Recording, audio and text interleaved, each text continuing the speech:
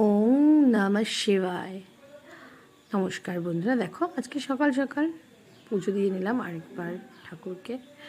আর জানো তো, শিবরাত্রির উপোস করে সবাই আমরা এইভাবে না সাবু মাখা খাই প্রত্যেক বছরই।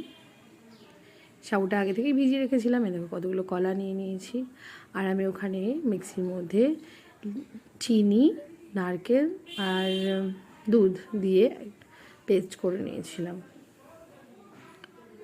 সেটাকেই কাঁচা দুধ, একটু ঘি দিয়েছি আর সন্দেশ, 4-5টা সন্দেশ দিয়েছি আর দুধ, কাঁচা দুধ।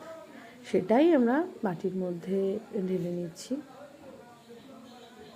খুব ভালো লাগে এটা খেতে আমার এমনিতেও। সাবুটা খেলে সবার পেটটাও ঠান্ডা থাকে, শরীর ঠান্ডা থাকে, ভর্তিও থাকে, পেটটা ভরেও যায়।